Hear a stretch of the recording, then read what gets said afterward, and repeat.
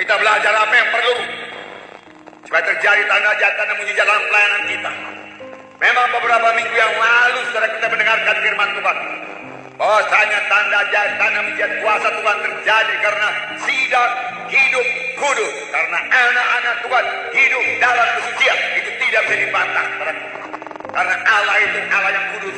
Roh Kudus adalah roh yang kudus, roh yang suci, yang hanya memakai orang-orang yang suci hatinya, yang meninggalkan semua dosa, yang motifnya benar mengasihi jiwa-jiwa. Tuhan memakai dia dan mengurapi, dan kuasa Tuhan akan turun. Kita membaca waktu sidang pertama di mana Ananias dan Safira menipu.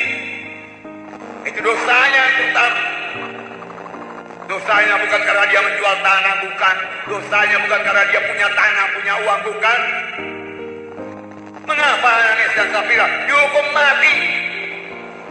Karena dia berdusta. Dia memberikan kesan yang lain daripada keadaan yang sesungguhnya untuk meninggikan namanya. Sebenarnya saudaraku, akar kejahatannya itu kesombongan yang mau dipuji. Karena Barnabas telah menjual tanahnya dan mendapat pujian, dia juga mau dipuji orang bagaimana Barnabas. Tetapi dia saudaraku tidak mau mengorbankan seluruhnya. Bukan karena dia memberi separuh daripada hasil penjualan itu. Saudara, dia dihukum mati, tidak.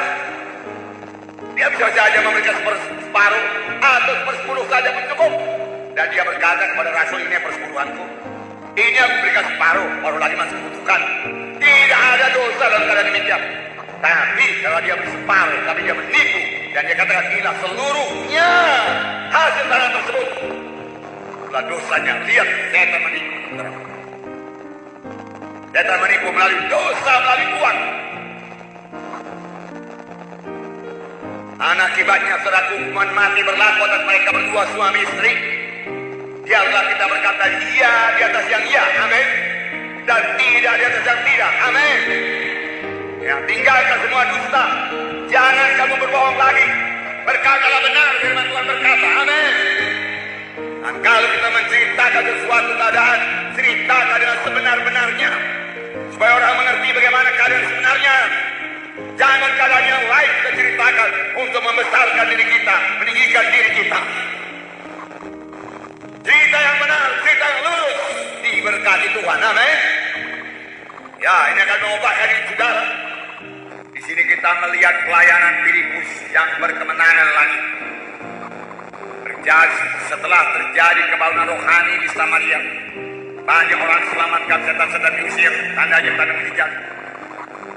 Filipus berhasil lagi membawa seorang sia-sia, yaitu kepala perbendaharaan negeri Ethiopia, dan sekaligus membaptiskannya dalam air, dalam baptisan selam.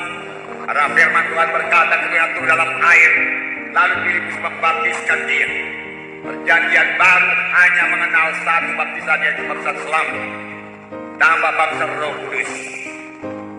Di manakah kunci daripada keberhasilan Filipus ini? Perlu kita miliki di samping yang sudah kita miliki, karena sudah kita dengarkan daripada firman Tuhan 2 minggu yang lalu, yaitu kita harus kudus supaya kuasa Tuhan dinyatakan. Kali kita lihat lagi yang pertama, yaitu Filipus memiliki persekutuan yang indah dengan Tuhan, sehingga Filipus mendengar suara Tuhan. Filipus memiliki persekutuan yang intim dengan Tuhan. Persekutuan, relationship, hingga dia bisa berfellowship, bersekutu dengan Tuhan. Filipus jelas mendengarkan suara Tuhan. Kalau saudara pelajari perjanjian lama, saudara akan melihat bahwa saya semua nabi-nabi yang dipilih Tuhan mendengarkan suara Tuhan dan mengetahui maksud Tuhan. Mereka selalu berkata, dengarlah, demikianlah firman Tuhan. Jelas dia terima berita daripada Tuhan. Di manakah berita itu sekarang? Apakah Tuhan sudah berhenti berfirman? Saya percaya penuh Tuhan kita, Tuhan yang senantiasa berfirman. Dia Tuhan yang mengajarkan banyak perkara. walaupun sudah ada Alkitab yang mau membukakan lagi rahasia-rahasia firman-Nya kepada kita, memberikan petunjuk-petunjuk kepada kita, kemana kita harus menginjil, bagaimana kita harus menginjil, apa yang harus kita perbuat. Roh Tuhan tetap berbicara, milikilah persekutuan yang intim dengan Tuhan. Rindulah akan persekutuan yang intim dengan Tuhan. Amin, saudara. Rindukan persekutuannya ini. Dalam berdoa kita perlu mendengarkan suara Tuhan. Bukan kita saja yang terus-menerus berkata-kata kepada Tuhan. Mari kita diam sebentar, dengarkan suara Tuhan dalam doa kita. Tuhan akan bicara. Buangkan semua pikiran jadi pikiran duniawi. Karena firman Tuhan berkata, jikalau kamu mengasihi dunia ini, maka tidak ada padamu kasih Bapa. Jikalau pikiran kita dipenuhi dengan pikiran-pikiran dunia ini, tidak ada tempat bagi Roh Kudus mau bicara. Roh Kudus mau bicara. Dengar suaranya dan miliki persekutuan yang indah dengannya.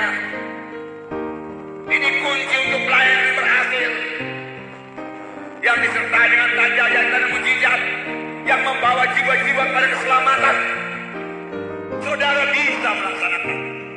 Saudara bisa melaksanakannya. Saudara bisa melaksanakannya. Amin. Saudara bisa bersekutu dengan Tuhan. Amin. Saudara bisa mendengarkan suara Tuhan. Amin. Katakan amin.